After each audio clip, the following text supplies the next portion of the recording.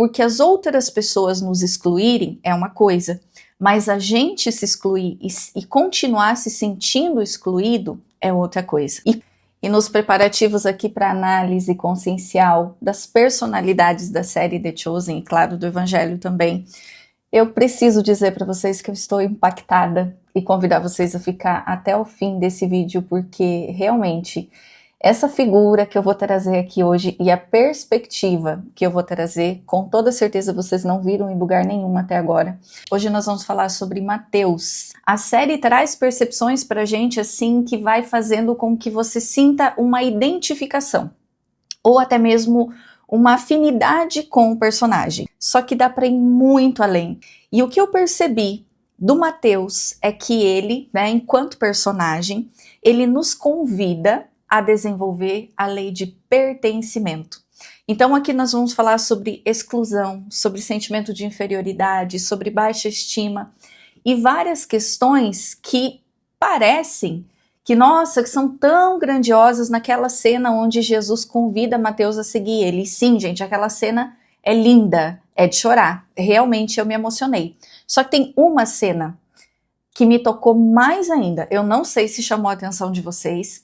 É uma cena incrível, onde Mateus, ele tá com Felipe, se não me engano, sim, é Felipe, e eles estão conversando, e aí Mateus pega um cajado, um pedaço de pau, e ele faz um círculo no chão, e aí ele diz, aqui estão as pessoas, dentro daquele círculo.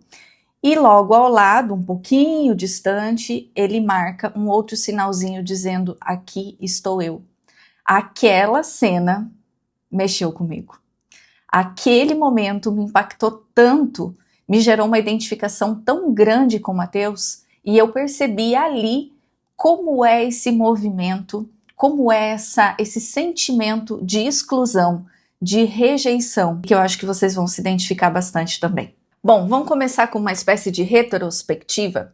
O que aconteceu com Mateus? Mateus, ele se tornou um coletor de impostos, Então ele escolheu trabalhar com isso. Ele ganhou muitas coisas, materialmente falando, teve muitos bens, enriqueceu e tudo, mas isso colocou ele fora do círculo, ou seja, ele era um judeu, ele estava ali entre os judeus, mas ele era supostamente um traidor, porque ele estava cobrando impostos, Então, trabalhando, claro, para os romanos. Quando esse movimento aconteceu, naturalmente, tanto que a família de Mateus, deserdou ele, digamos assim, ele precisou sair de casa. Esse movimento criou nele um processo de exclusão. Então, ele passou a não pertencer mais. E sim, aconteceu ali no núcleo, pelo menos as características do que a gente está falando da série, gente? Nós não temos como voltar lá atrás e saber exatamente como é que foi. Então a gente está pegando a perspectiva ali do que a série traz, com alguns adereços para dar toda a ênfase ali para a narrativa. Mas Mateus, dentro dessa experiência que ele viveu, ele criou uma ferida de exclusão, uma ferida de não pertencimento, Tanto que quando ele foi convidado por Jesus para seguir ele, Pedro olhou para ele e falou assim, como assim? Um coletor de impostos? Como se as pessoas fossem definidas pelo que elas fazem, E aí a gente já vai chegar nisso, que eu acho um ponto extremamente importante. Mas essa necessidade de pertencimento, ela faz parte de todo ser humano. Por que eu me identifiquei tanto com o Mateus naquele momento? Porque por muito tempo da minha vida, eu acho que isso é uma coisa que eu ainda trabalho muito dentro de mim, talvez até me emocione um pouco, é essa sensação de pertencimento. Muitas vezes a gente se sente deslocado na vida, na família onde você está, na sociedade onde você vive. É como se você vivesse invisível. Ou pior, as pessoas só te enxergam quando é para apontar algum erro, alguma coisa que você está fazendo de equivocado com base nas crenças delas, nos pensamentos delas. E dificilmente, para não dizer nunca, geralmente essa pessoa é olhada com compaixão ou tentado compreender o motivo pelo qual ela está fazendo determinadas escolhas, E esse sentimento de não pertencer, ele traz uma enxurrada de dores, de conflitos, de dificuldades que fazem com que a pessoa se inferiorize. É muito característico ver a postura do Mateus de inferioridade, de se sentir realmente recluso, se colocar com reclusão dentro do grupo, de ter muito cuidado na hora de chegar, de conversar. É característico dele isso porque a exclusão ela ficou intrínseca.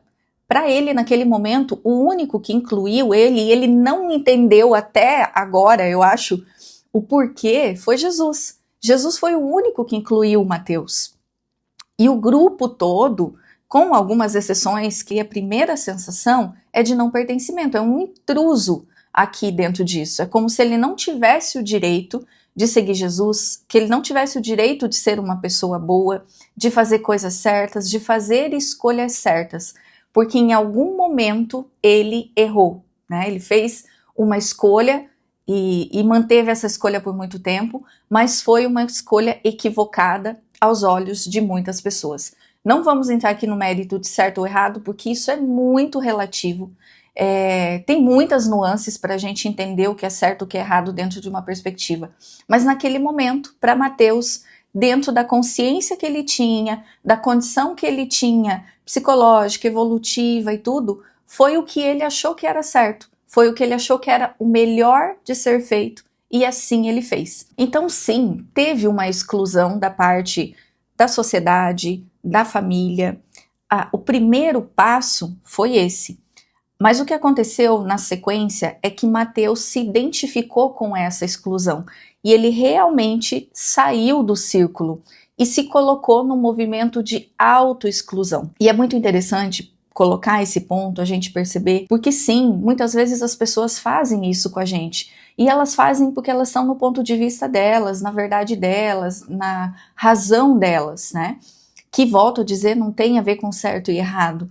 Mas a grande questão aqui nesse contexto, e o que Jesus convida através dessa experiência, que aí a gente já traz o arquétipo da consciência, já traz Jesus como o arquétipo do pertencimento, pelo menos nesse momento com Mateus, é o auto-pertencimento, sair do movimento de auto-exclusão, porque as outras pessoas nos excluírem é uma coisa, mas a gente se excluir e continuar se sentindo excluído é outra coisa. E quando a gente se sente excluído, quando a gente se movimenta nesse sentimento de autoexclusão, a gente busca validação, a gente busca aprovação a qualquer preço, a qualquer custo.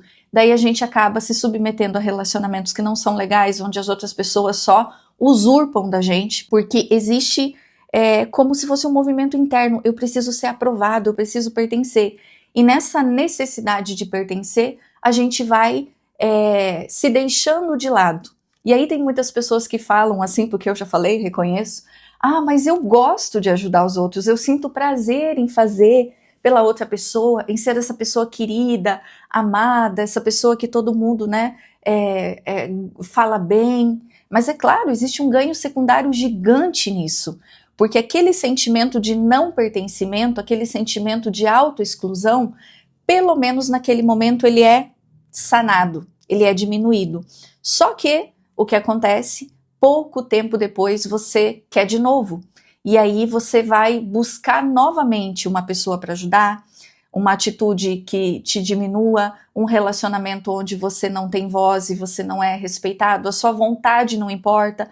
Tanto faz, o que você quer comer? Escolhe. Não importa, porque o alto valor da pessoa praticamente não existe. Ela está colocando tudo no outro para que o outro valide ela um pouquinho e ela se sinta um pouco melhor dentro desse contexto. Então é esse o grande desafio de você, da gente, né, manifestar ou sustentar esse sentimento de autoexclusão, de se manter fora de um círculo que é natural. Porque o que é natural, gente? Pertencer. Pertencer é natural de todo ser humano, de todo ser, que nós nos tornamos humanos quando temos um corpo físico, mas pertencimento é o todo. Nós, enquanto filhos de Deus, do mesmo Criador, que temos a mesma origem, todos pertencemos, então é da nossa natureza. A gente vai fazendo isso e manifestando através dos grupos sociais, dos clãs onde a gente vai se envolvendo, a gente quer pertencer a uma sociedade, a gente quer pertencer a uma família. É da nossa natureza o pertencer e o conviver. Então é antinatural qualquer movimento de exclusão. E essa exclusão gera um impacto no desenvolvimento ou no sentimento de auto-amor de uma pessoa, de um ser, que é avassalador. É só quem vive para ter essa sensação, saber o que é a experiência de você não se sentir pertencente. Sabe aquela velha historinha? Vamos cuidar para não chorar aqui, vamos lá. Aquela velha historinha da ovelha negra, ou da pessoa que não que é totalmente diferente ali no ciclo familiar, que tudo que você faz está errado, que você não segue realmente os mesmos padrões sociais, culturais, religiosos, e que a única coisa que você recebe é apontar de dedos, é crítica. Isso tudo vai fazendo com que a pessoa vá se sentindo incapaz, impotente, inferior, inútil.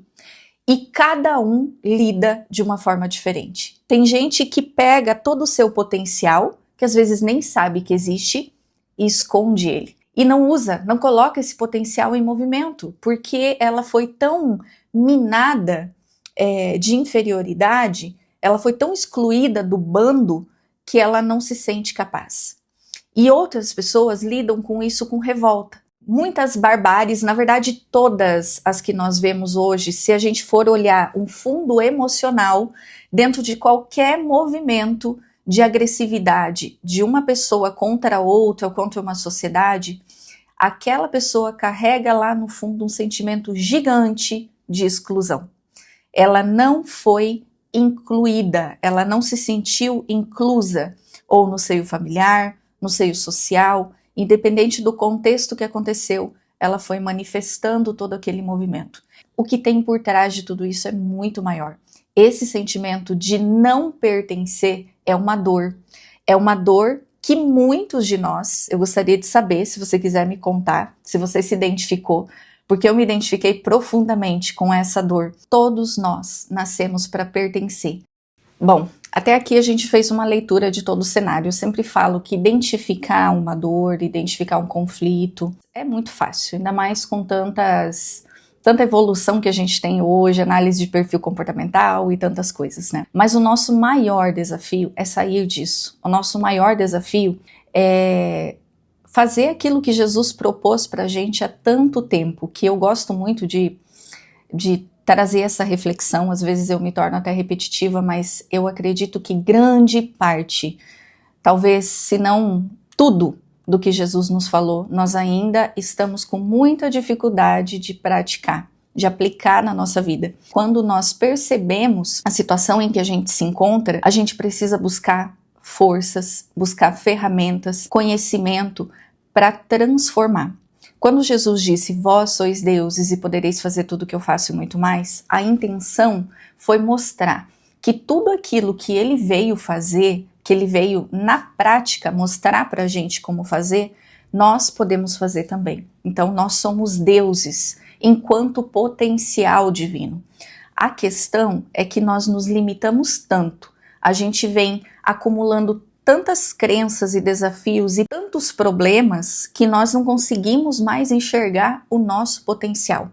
Mateus foi colocado fora do círculo, mas ele se permitiu internamente se sentir fora do círculo.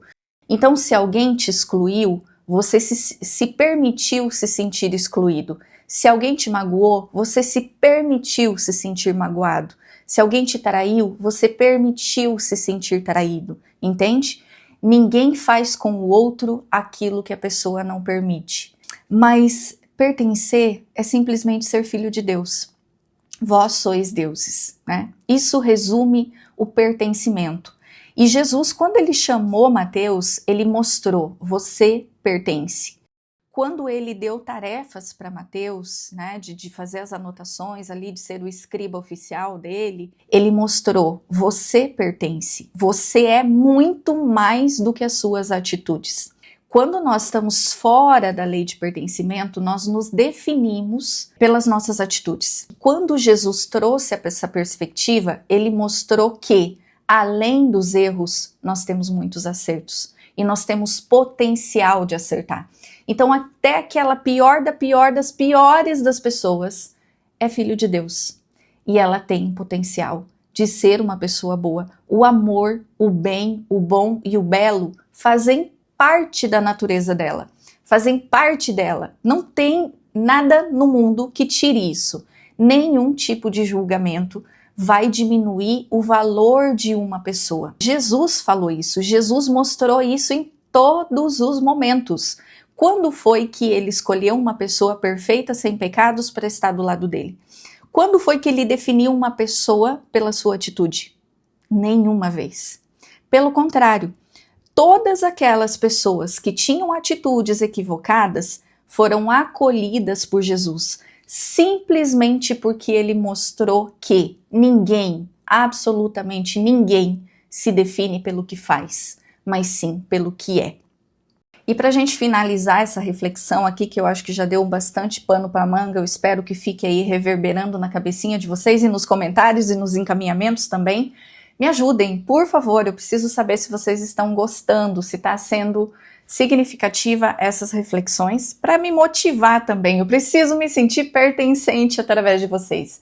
Mas, brincadeiras à parte, fica aí a reflexão. Eu espero o seu comentário. Até o nosso próximo vídeo com um personagem surpresa, porque eu ainda não decidi qual vai ser.